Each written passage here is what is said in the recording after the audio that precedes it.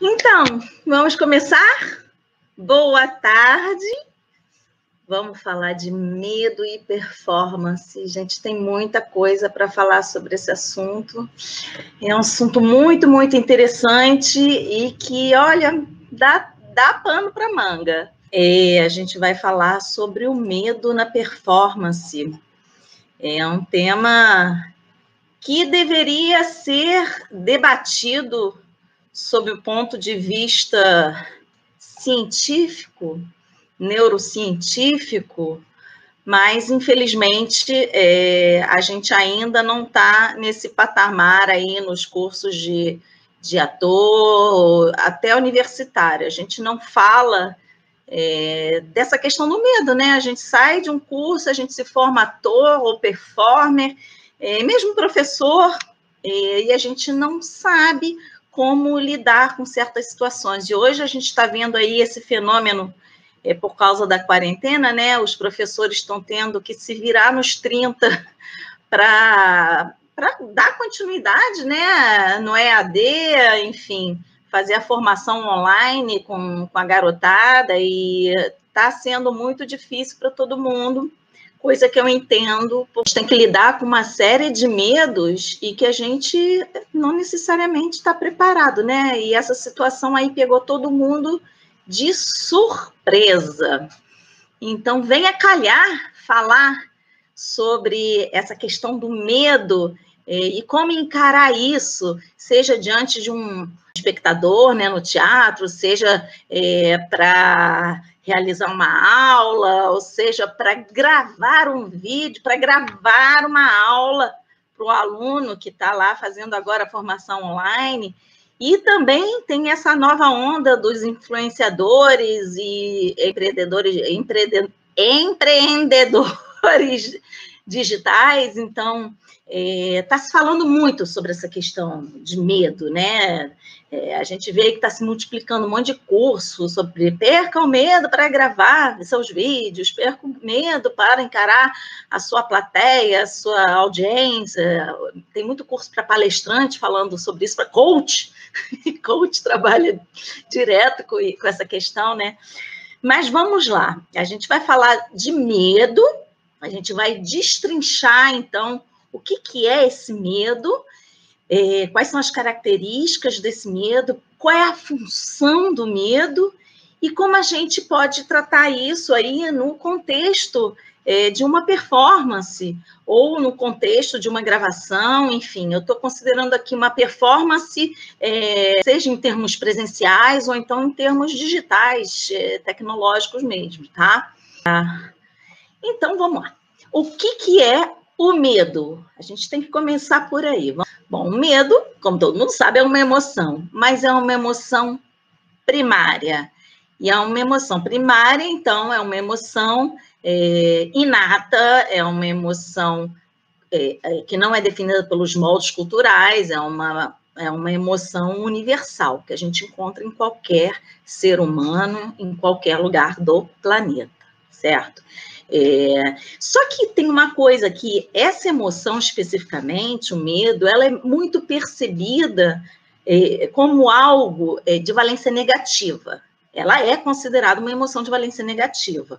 Mas aí é que começa o problema, porque aí a gente já tende a considerar o medo como algo ruim em seu conjunto. Mas a gente não pode esquecer o quê? Que toda emoção, principalmente as emoções primárias, que são inatas, universais e aculturais, essas emoções, elas estão aí até hoje, há milhões de anos. Por quê? Porque elas, de algum modo, garantiram a sobrevivência, garantiram a reprodução, a permanência dessa espécie aqui no nosso mundo.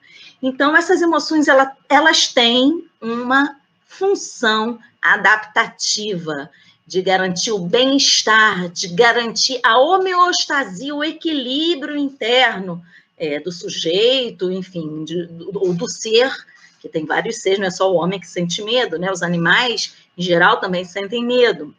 Então, a gente tem que começar a olhar para a questão da emoção e pensar que a emoção não é algo necessariamente ruim. A gente tem que já começar a desconstruir esse conceito tão negativo em torno da emoção, porque aí fica mais fácil a gente entendendo por que a emoção existe, qual é a função da emoção, a gente já vai lidar com ela de uma forma mais amigável, digamos assim, de uma forma mais tranquila.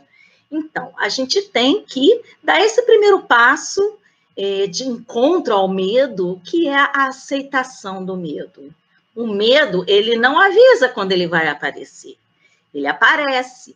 Mas quando ele aparece, a gente tem que ter uma consciência que ele está exercendo alguma função que é para me preservar. Para preservar a minha integridade física. E para preservar a minha integridade psicofísica e afetiva. Então, vamos partir por aí que o medo não é esse vilão como a gente pinta normalmente, ok? O medo sendo, então, uma emoção, a gente tem que considerar o quê? Lembra que a gente já falou sobre isso? As 4 componentes de uma emoção. Então, para tratar o medo, para encarar esse medo, para resolver nossas questões em relação ao medo, para lidar com isso no contexto de uma performance, a gente tem que entender esses 4 componentes do medo, tá? Que são as respostas fisiológicas, lembra? As respostas expressivas, as respostas comportamentais e as respostas cognitivas. A gente vai tratar de cada um desses componentes aqui tranquilamente e apresentar também possíveis saídas para a resolução desse problema, desse medo que muitas vezes paralisa o ser humano na sua atuação, na sua performance e até mesmo na realização dos seus sonhos, né? Quantas pessoas se paralisam por causa do medo e não conseguem dar um passo adiante para realizar seus sonhos, seus objetivos, enfim. Então, vamos lá. Antes de começar a falar desses 4 componentes, eu vou explicar um pouco sobre o circuito neuronal do medo. A gente tem que imaginar a situação de que estamos num determinado lugar e somos invadidos, seja pela visão, pelo tato, pelo toque ou pela audição, por algum estímulo. Certo? A visão, por exemplo, você vê um urso, você está numa floresta, de repente aparece um urso na tua frente. Tá? Então, você viu aquele estímulo, o cérebro identificou como um estímulo emocionalmente competente e gatilhou a resposta de medo. Nisso que acontece?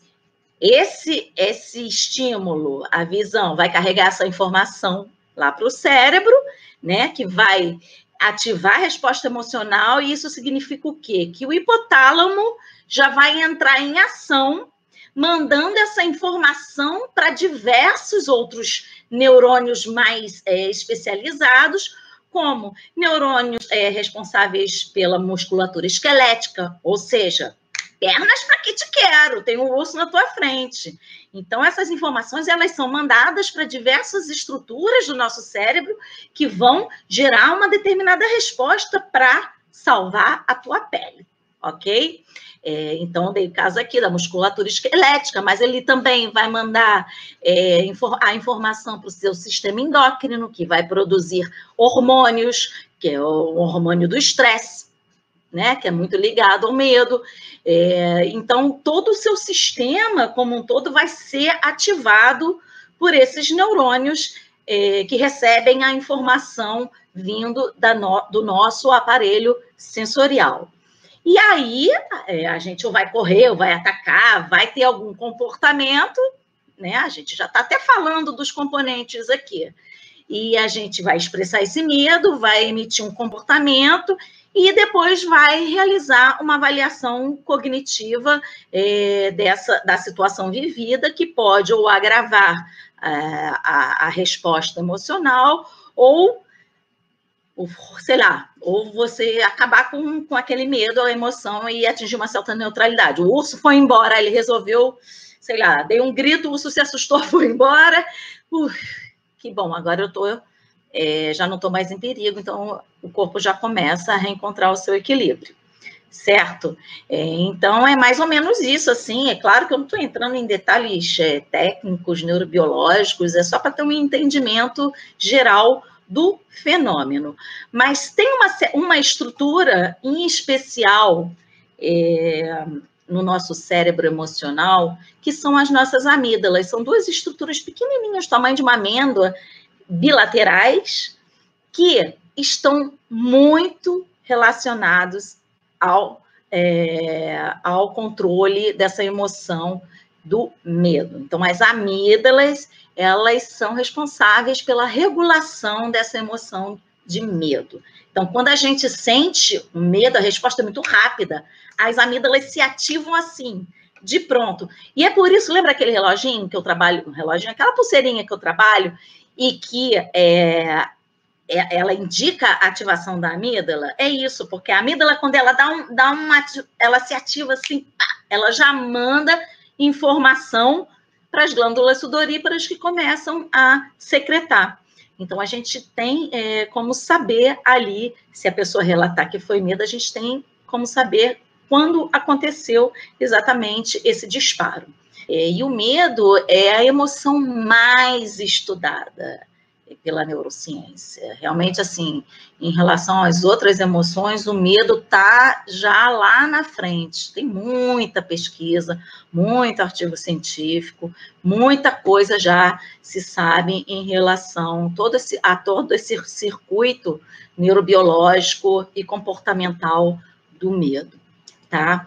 E uma coisa interessante, que quando a amígdala ela dispara, se ela dispara desse lado, é desse lado aqui que a gente vai medir o grau de ativação, porque geralmente, né, no cérebro as informações se cruzam, né? Só que nesse caso da amígdala, não. Ela é uma resposta que a gente chama de ipsilateral. Acontece do lado direito, vai se apresentar nesse lado direito do corpo, e vice-versa, né? Se for do lado esquerdo, vai se apresentar do lado esquerdo. Bom, vamos começar então a falar dos componentes do medo. O primeiro componente é uma avalanche de respostas fisiológicas.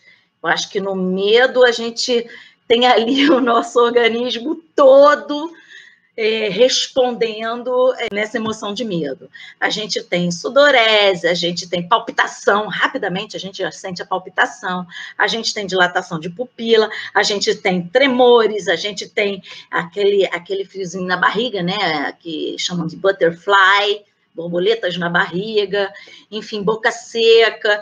Então, são várias reações ao mesmo tempo que acontecem no medo. Então, realmente, assim, o medo é muito importante para a nossa sobrevivência.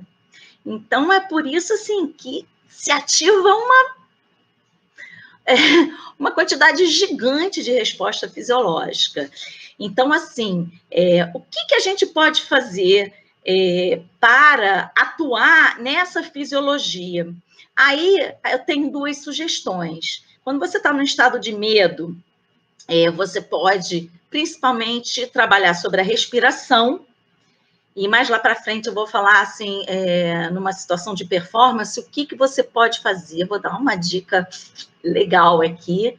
O que você pode fazer, que tipo de respiração você pode fazer para, pelo menos, acalmar o coração, tá? Existe uma forma respiratória que age ali diretamente nesse sistema autônomo e que provoca uma redução da frequência cardíaca, ok? Mas eu vou falar disso lá para frente. Depois temos as respostas expressivas, que são... A gente pode tentar reproduzir aqui. Se você fala, fica com medo, imediatamente é um movimento completamente centrífugo, é para fora. Ao contrário da raiva, que é uma expressão com movimento centrípeto. Ó, o medo,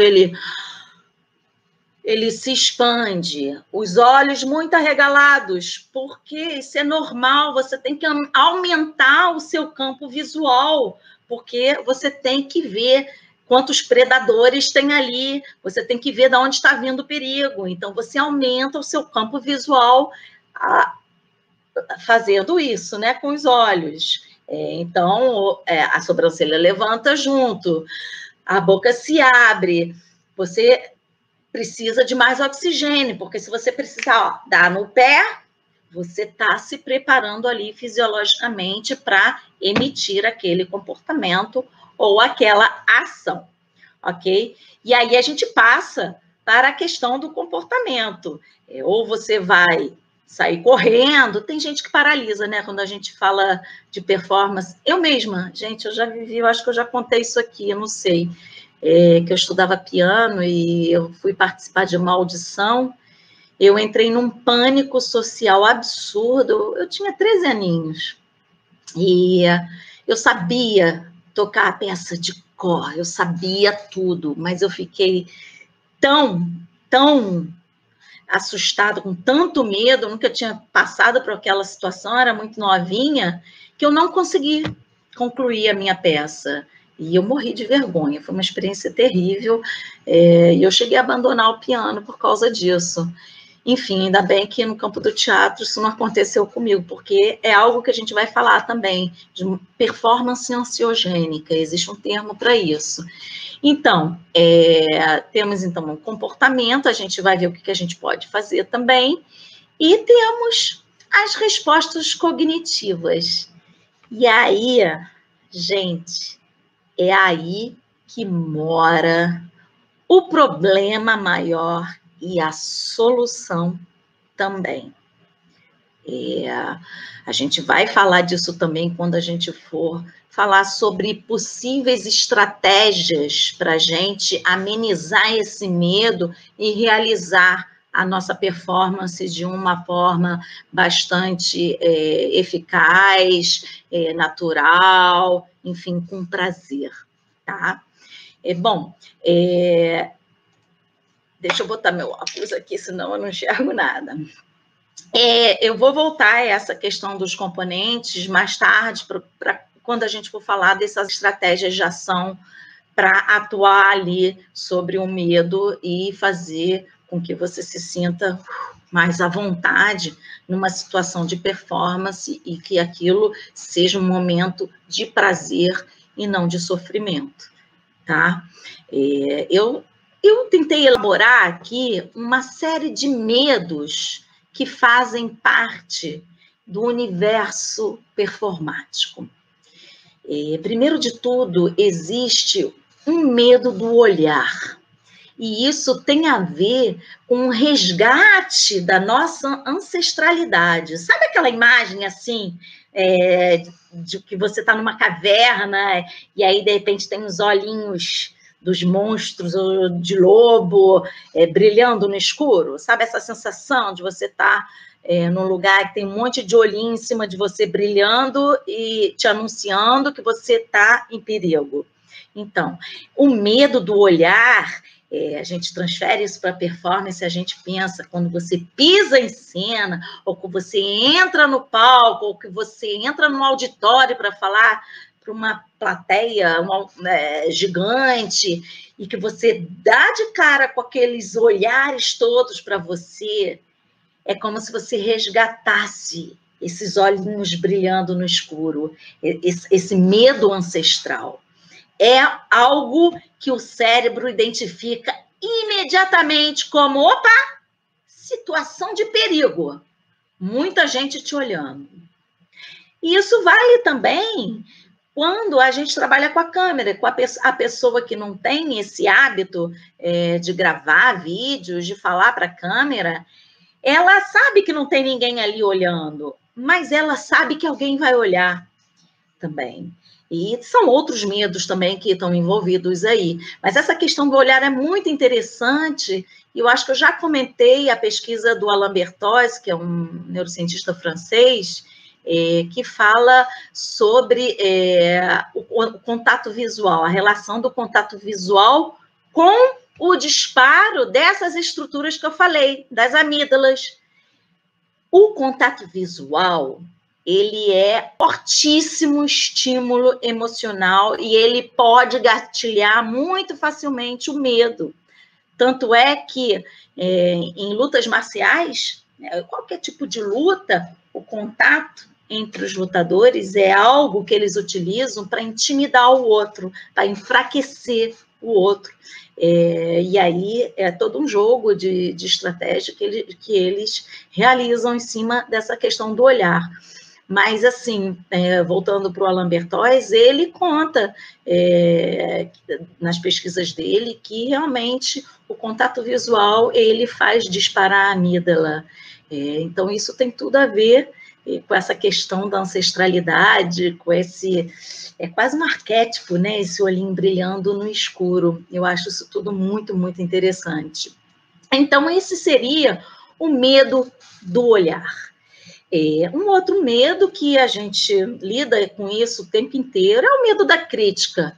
E tem aí vários fatores sociais e biográficos, né, envolvidos. Uma criança que cresceu sendo criticado pelos pais, tipo, você não faz nada direito, esse teu dever, tá tudo borrado, olha só, você não conseguiu pintar direito, enfim. Quando a criança ela não é estimulada devidamente nesse sentido, quando ela é muito criticada, ela vai desenvolver muito mais esse medo da crítica, que passa a ser uma autocrítica também. Então, tem tudo a ver com a questão da autoestima, com a questão da autoconfiança, de você acreditar em você mesmo, de você acreditar no seu potencial. Já é um medo, assim, de origem mais social e também das suas experiências anteriores, suas experiências biográficas, né? Então, a gente teria esse medo do olhar, um medo da crítica e um medo que eu tenho observado muito, pensando nessa questão, que é um medo da mudança. Por quê? Mudar implica se colocar numa situação desconhecida, que você não tem muito controle ainda, que você ainda não aprendeu. Então, assim, furar essa bolha protetora, ela dá medo, né? Então, para você assumir um papel ativo na sua própria vida, para você ser responsável pelo seu próprio destino, porque é muito fácil a gente culpar o outro, né? É muito fácil. Não deu certo porque fulano fez isso, fez aquilo. Mas, na verdade, isso está ligado a esse medo de mudança, porque é muito confortável a gente delegar essa responsabilidade para o outro e não assumir as rédeas da sua própria vida. E isso também tem a ver com outro medo que eu listei aqui, que é o medo do fracasso. O que acontece? O fracasso gera culpa, gera sofrimento, gera uma autocrítica negativa muito pesada. Mas aquela coisa, quem não tenta, não fracassa. Então, mas também não realiza sonhos, né? Então, o que acontece? Aí é que vem.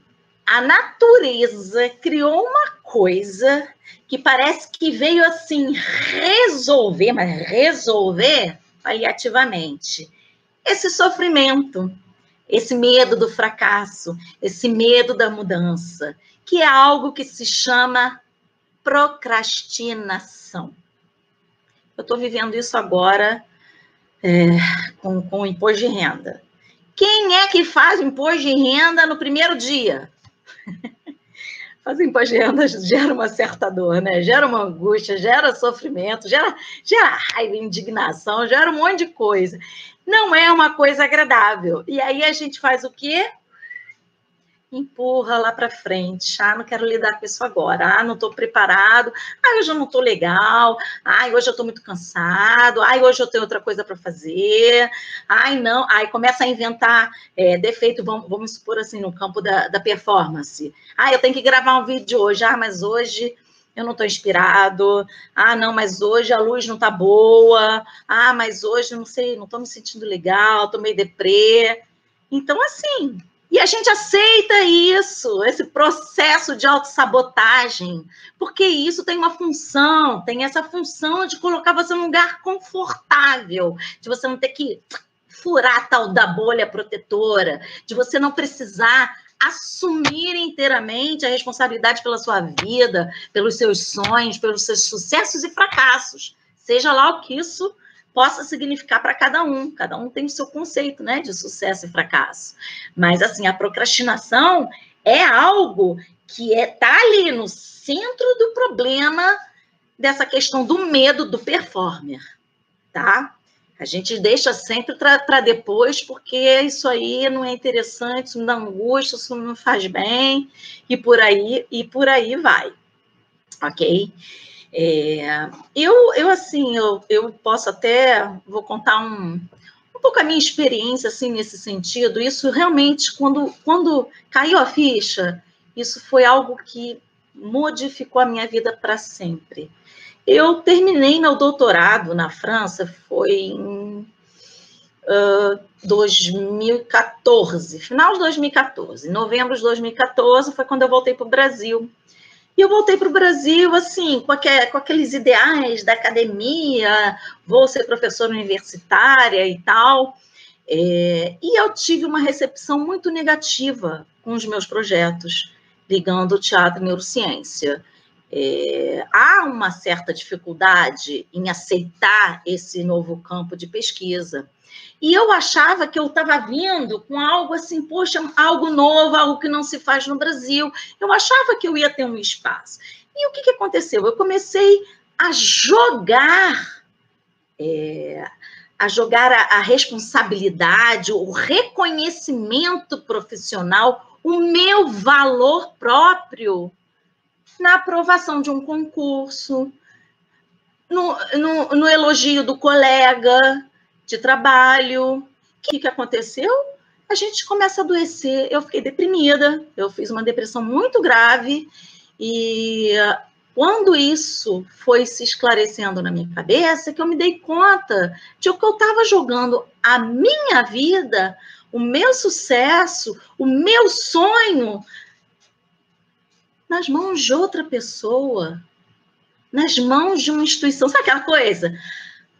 Fazer concurso público, né? O sonho de muita gente. Ou fazer concurso público, ter uma vida tranquila, dá menos trabalho. O problema não está no outro. O problema está numa coisa que se chama mindset, que é o padrão, são os nossos padrões de pensamento, são os nossos pensamentos automáticos, são uma forma de pensar que nós construímos durante a nossa vida, a partir das nossas experiências, e que a gente formou um sistema rígido de pensamento, que quando a gente sente alguma espécie de ameaça ou algum medo, esses pensamentos invadem a nossa mente.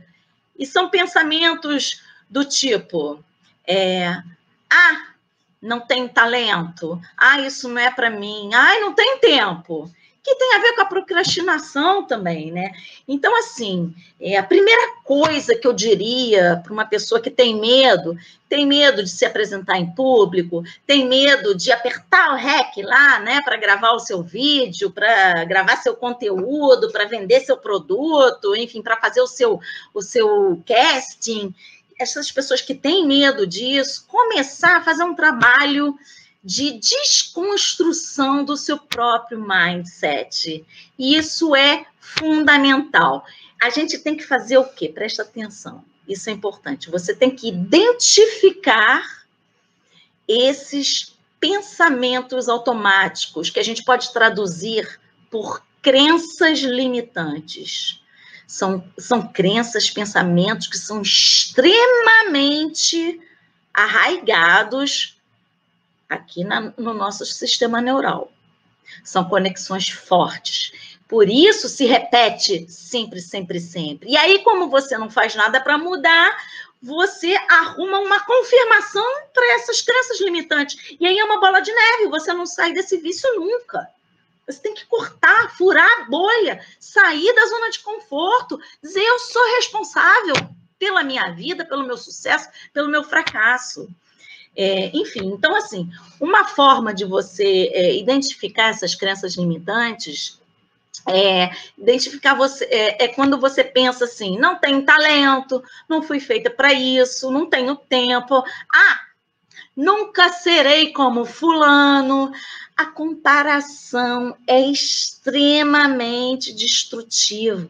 Não faça isso, ninguém nasceu sabendo.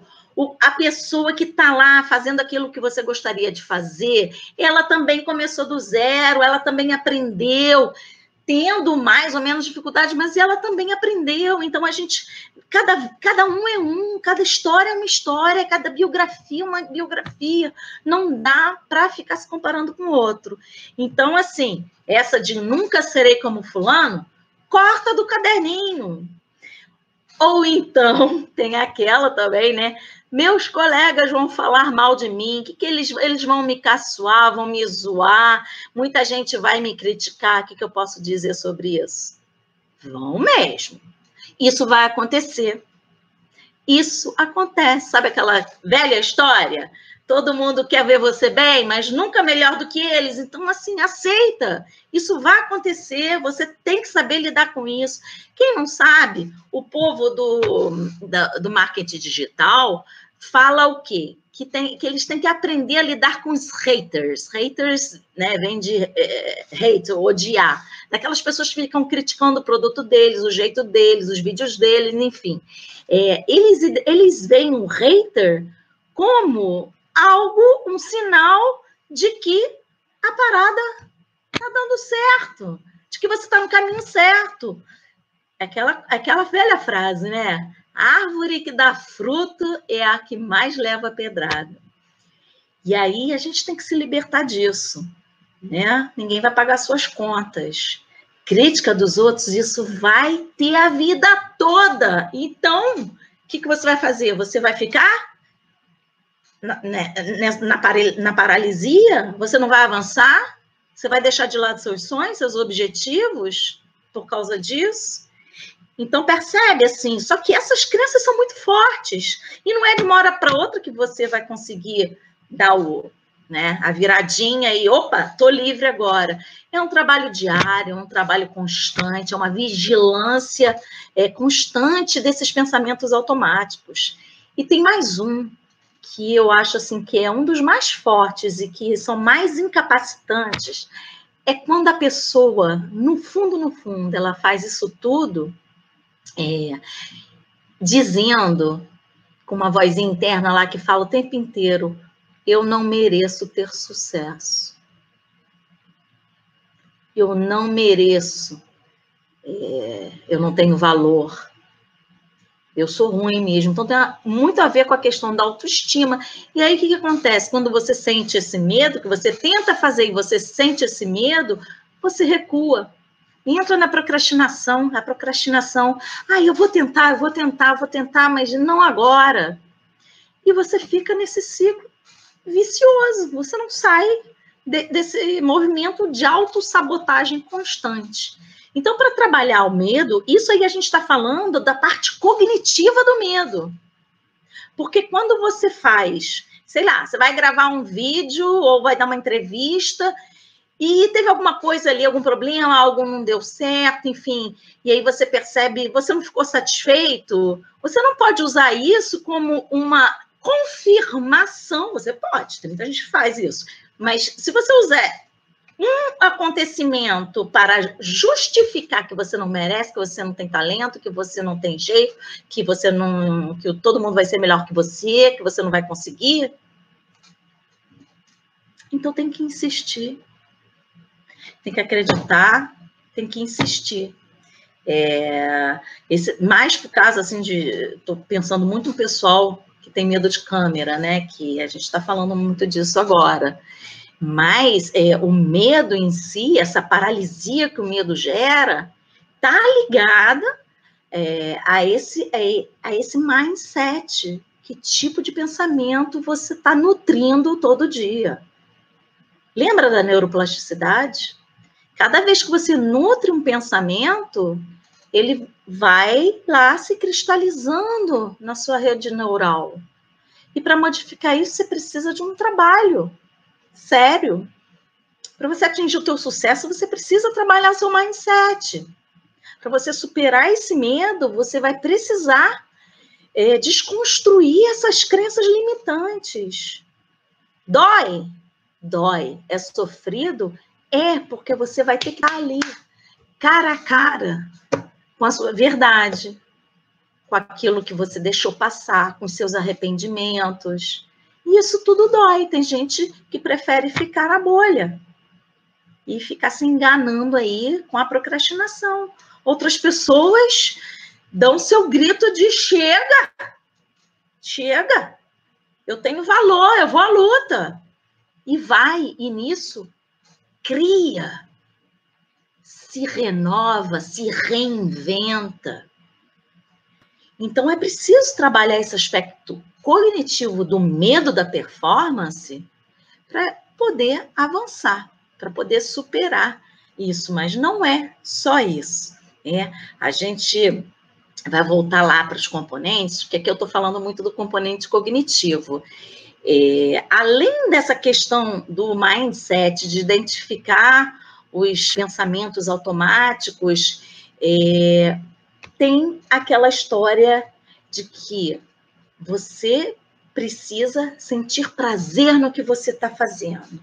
E para você sentir prazer na sua performance, para você se jogar nela com vontade, com alegria, com prazer mesmo, você tem que ativar lá o teu cérebro mágico, você tem que gerar a produção de dopamina, você tem que trabalhar a sua relação com a sua atenção, você tem que desenvolver a sua atenção, porque para estar no aqui e agora da performance ou durante a gravação de um vídeo, você tem que fazer daquele evento, daquele momento, algo que, embora seja efêmero, mas que seja, assim, eterno em sua efemeridade. Vocês entendem isso?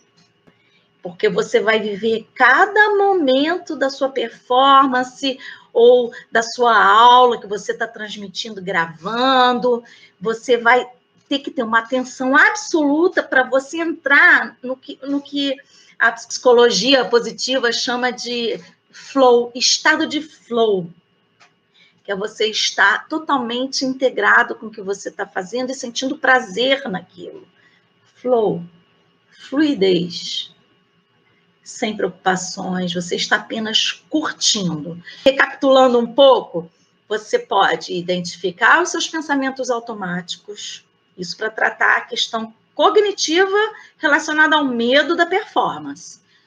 Os pensamentos automáticos, a modificação de mindset, por consequência, o desenvolvimento da atenção e, além disso, a construção de novos padrões de pensamento, porque você tem que substituir aquele mindset antigo com a criação de um novo. Tá bom? Mas vamos voltar e vamos falar da fisiologia, então. Que eu falei que eu tinha uma dica aqui para dar, né? É o seguinte, a pesquisa da Susana Bloch, que é uma neuropsicóloga alemã, mas ela é radicada no Chile, vive no Chile, ela está idosa, mas está aí atuante ainda.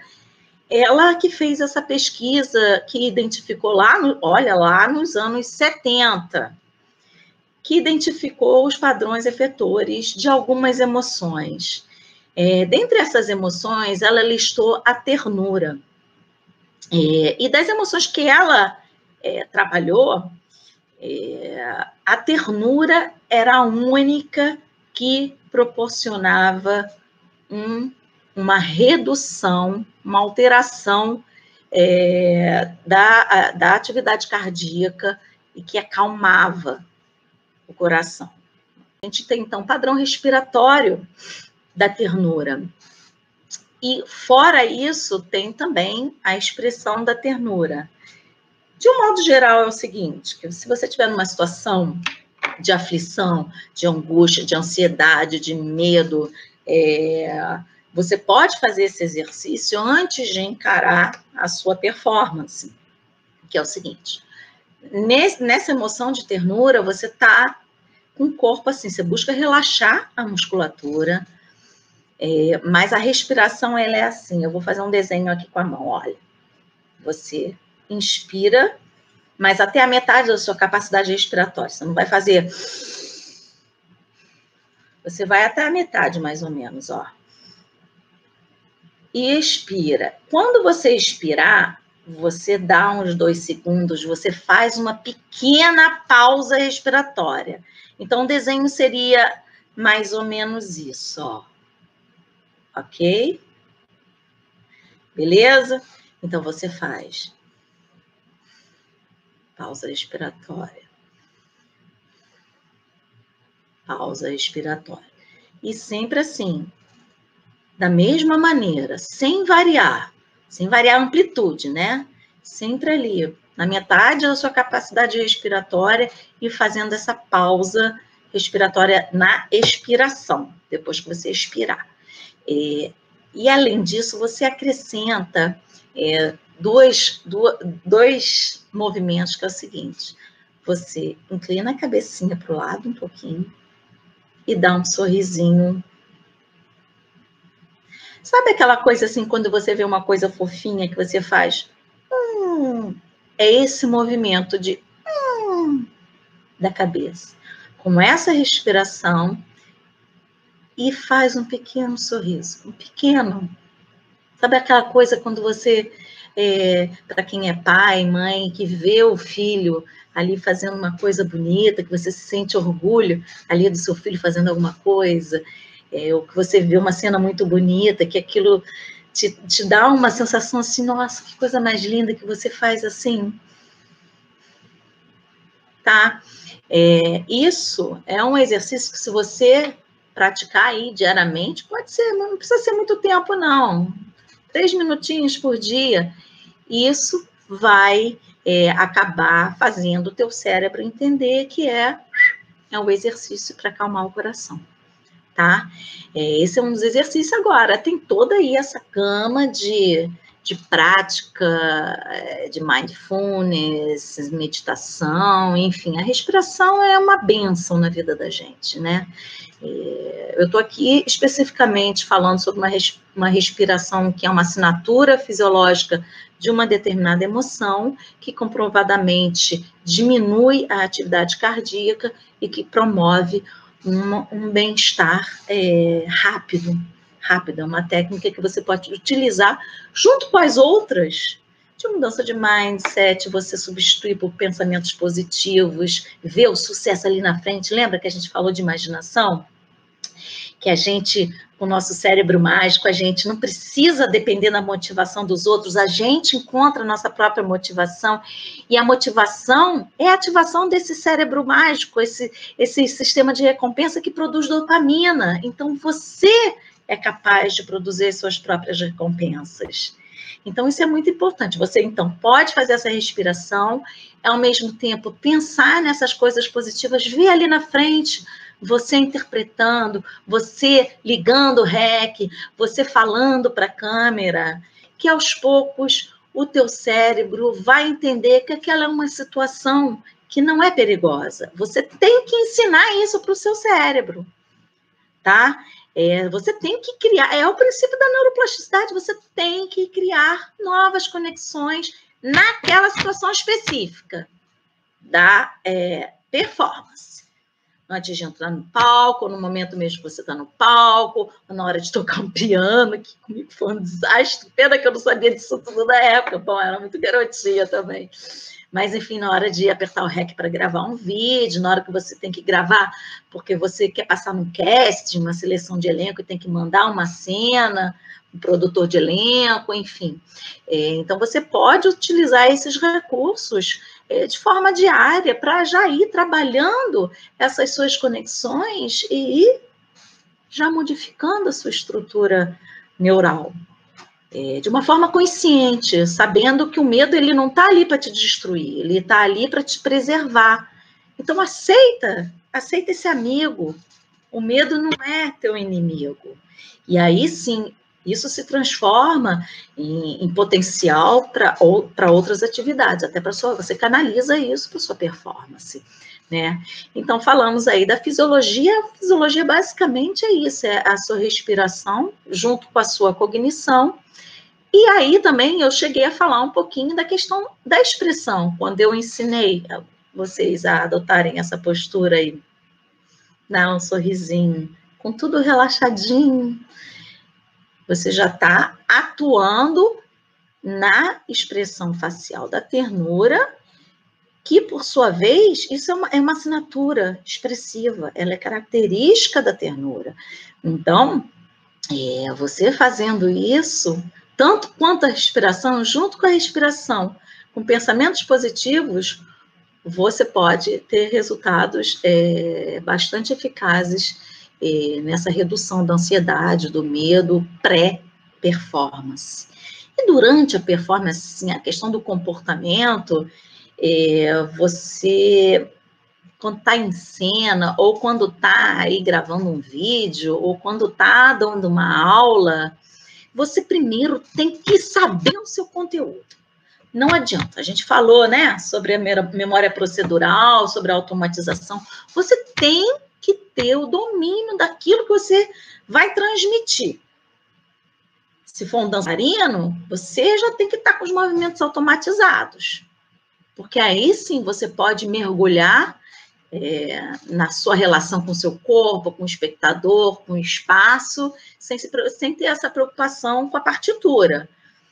Seja partitura, né, a coreografia, ou no caso de um ator, a partitura cênica, ou no caso de um professor, saber o que ele tem que falar, qual é a disciplina, enfim, ele tem que ter pleno conhecimento daquilo que ele vai comunicar, seja simplesmente comunicar através da movimentação do corpo, ou através do corpo e da comunicação verbal também. Então, assim, o que tem que ser trabalhado na questão comportamental do medo, você tá com medo, sabe aquela história, tá com medo? Vai com medo mesmo. Você tem que dar uma palestra. Vai com medo mesmo. O que você faz? Tem umas técnicas, né, palestrante, por exemplo, deixa eu ver se eu tenho uma canetinha aqui, possa... Tem em livros, né, sobre oratória, como encarar uma plateia e tal, é o seguinte, a nossa ansiedade, ela costuma se manifestar muito nas extremidades. Eles têm um livro que eu li uma vez, que esse aqui não faz clique, mas aquelas canetinhas que fazem clique, clique, clique, de você ter um negocinho na mão, porque você pode transferir toda aquela energia ali acumulada, do teu estresse, da tua ansiedade, para um objeto. E aos poucos você vai se livrando desse objeto, enfim, vai acumulando experiências positivas de performance, e aquilo vai reforçando e modificando teu mindset, que vai modificar a tua estrutura neural. Lembra? Você as suas sinapses. Então, é todo um conjunto de atuação, de ação que a gente tem que pensar em fazer para modificar tudo, porque a gente não é só pensamento, a gente é fisiologia, pensamento, corpo, mente, expressão, enfim, tudo junto. Então, a gente tem sempre, eu sempre falo isso, né? Tem sempre que considerar esses 4 componentes quando a gente vai tratar de uma emoção. O contato a resposta, a saída no momento da performance. Entra em contato com o seu espectador, com o seu colega de cena, com o seu aluno, cultiva a relação. Porque quando você está conectado com esse contato, você não está dando espaço para os seus pensamentos automáticos invadirem. Você não pode deixar espaço. Então, se você monta toda uma estrutura de ação, uma partitura cênica e uma partitura emocional, uma partitura considerando a comunicação verbal e não verbal, você vai estar inteira ali e você vai estar executando tintim por tintim daquela partitura, sem deixar espaço para esses pensamentos automáticos te invadirem. O que você, no fundo, tem que fazer para enganar o seu cérebro, para que ele entenda que, por exemplo, quando você vai gravar um vídeo e que você tem que apertar o REC, que esse apertar o REC não é uma fonte de sofrimento, mas é uma fonte de prazer. É como se você estivesse apertando o botãozinho do teu cérebro mágico. Você tem que fazer o teu cérebro entender que aquilo é uma situação prazerosa, que aquilo é bom. E aí, aos poucos, é claro que isso se dá com treinamento, né? Com exercícios, com experiência. Mas quando a gente tem consciência desses fenômenos, as coisas ficam mais leves, sabe? A gente sente menos culpa, a gente consegue se entregar mais. E a gente consegue superar essa procrastinação. Faz. Antes feito do que perfeito, mas tem que fazer. A perfeição vem com o tempo. Então, o negócio é não parar, é não se sabotar, é não sucumbir à vozinha do medo, porque os pensamentos automáticos, eles são essa vozinha do medo. Vai não, olha, vai não, vai agora não. Ih, é perigoso, ih, olha, vão te zoar, vão te sacanear, vão postar no Facebook, sabe?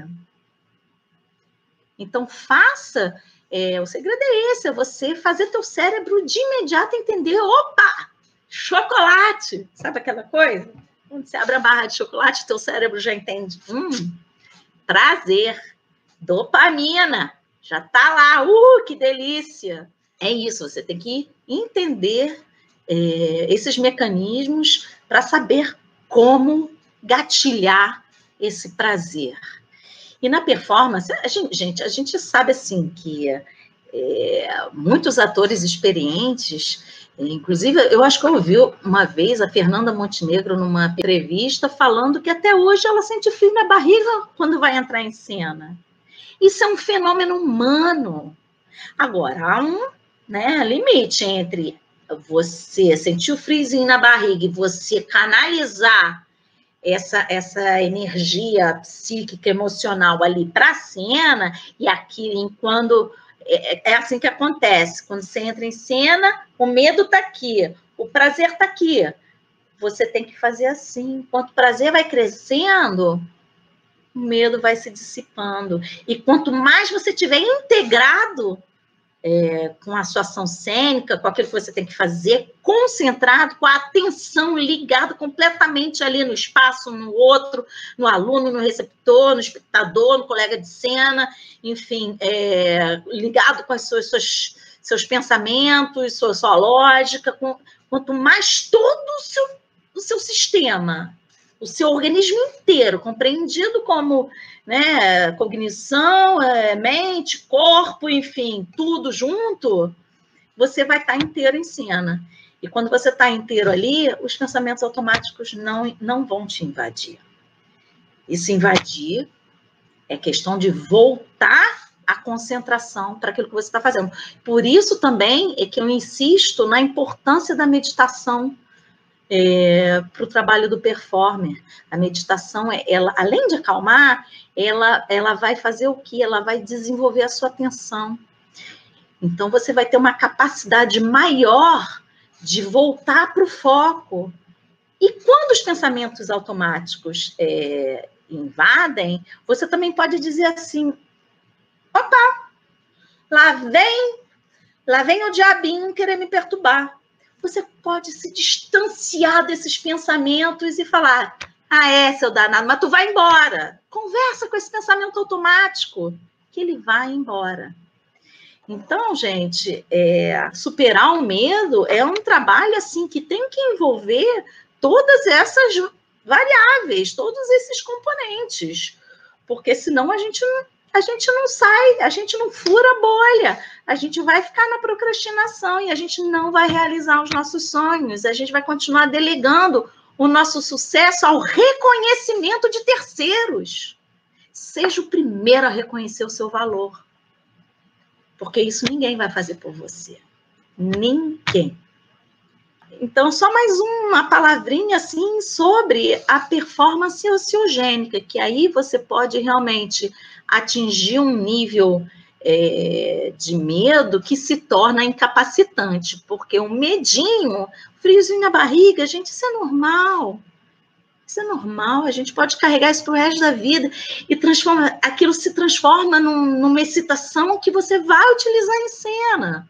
Mas quando esse medinho se transforma num pânico, toma uma dimensão que te impede, e isso acontece, muitas pessoas abandonam a carreira no teatro por causa disso, porque já tiveram uma outra experiência dramática nesse sentido e se entregaram. Então, aí você já exige uma intervenção um pouco mais incisiva. Você pode trabalhar, por exemplo, com desensibilização sistemática, que é uma técnica da psicoterapia cognitivo-comportamental, que você vai expondo a pessoa gradualmente, vai aumentando a exposição daquela pessoa ao estímulo aversivo. E aos poucos o teu cérebro vai aprendendo que aquilo ali não é uma situação de perigo real. E aí você vai atuando nesse sistema neuroplástico, vai criando novas conexões, mas aí já é realmente um trabalho com foco psicoterapêutico. Pode acontecer? Pode. Né, de chegar num nível. Agora, quando a gente tem consciência disso tudo, quando a gente sabe que o pensamento automático, ele está ali só para te perturbar, só para te sabotar, só para você desistir, só para você sucumbir à crítica do outro. Quando você toma consciência disso tudo, você já pode... Diabinho, chega para lá, vai embora, quero saber de você. Olha aqui, eu sou legal, o que eu faço é mó barato, as pessoas gostam do que eu faço, muita gente me dá força, e eu acredito. Né? Você tem que acreditar naquilo que você faz, né? Fazer o teu cérebro entender que aquela situação não é uma situação, de fato, ameaçadora. O espectador não vai te morder, a câmera não vai te morder. Então, todo um trabalho de superação mesmo. Mas, sobretudo, eu sempre falo nisso, tem que ter prazer. Tem que encontrar a via do prazer naquilo que você está fazendo. Senão, para que você vai subir num palco? Para que você vai virar professor? Para que você vai gravar vídeo? Vai fazer outra coisa. Né? Se você não tiver prazer e tiver medo, aí o negócio não. Aí como é que você vai se virar? Aí fica mais difícil. Mas a gente tem sempre que estar atento aí a essa questão da autossabotagem, da procrastinação, e dar um limiar. Às vezes a gente, em uma época da minha vida, que eu fazia muito isso. Eu, em vez de divulgar meu trabalho, que é a coisa que eu estou fazendo agora, eu ficava assim, tem um projeto de pós-doc aqui, tem outro projeto de pós-doc ali, eu vou fazer esses projetos... depois eu gravo meus vídeos, depois eu vou divulgar meu trabalho. Eu estava sempre arrumando uma coisa, porque era uma coisa legal, era um pós-doc na Noruega, outro na França, olha, maneiro. Aí, na hora que bateu o sininho, caiu a ficha, eu falei, cara, isso é procrastinação. Coisa que eu mais amo é ensinar essa metodologia. A coisa que eu mais amo é ver meus alunos progredindo. A coisa que eu mais amo é ver eles com autonomia. Porque você tendo autonomia sobre as suas emoções, sobre como gatilhar essas emoções, você vai ficar pedindo auxílio para professor de artes cênicas, ou, enfim, um diretor de cena, para, dá uma ajudinha aqui. Cara, você faz. Mas teatro é muito difícil. Eu tenho que fazer um teste para ir para uma novela. Bicho, abre a conta no YouTube, inova, se reinvente, vai à luta, ache aquilo que te dá prazer. E vá e tente. Felipe Neto é um exemplo. Sem entrar aqui no mérito do trabalho dele, porque eu nem conheço direito. Mas essa semana, minha filha pediu para assistir uma palestra show dele, com ela, onde ele contou a história da vida dele. E era uma história de sequências de fracassos, mas que um dia ele começou a fazer o quê? Ligar o botão do F. e começou, gravou um vídeo e ficou uma droga, e todo mundo criticou, mas ele não deu ouvidos ao diabinho, e ele apertou o botãozinho e foi de novo, apertou, até que um dia ele acordou e tinha lá, sei lá quantos milhões de visualizações, e ele seguindo, e agora ele está fazendo meia-culpa de muita coisa e tal, enfim. Mas é só um exemplo, assim, de como essa mudança do mindset é importante para a gente continuar e vencer esses medos. Porque o medo não é só o medo da câmera, não é só o medo de encarar o espectador, é muito mais profundo do que isso. Então, você tem que trabalhar esse mindset. Esse eu acho que é o meu maior recado para hoje.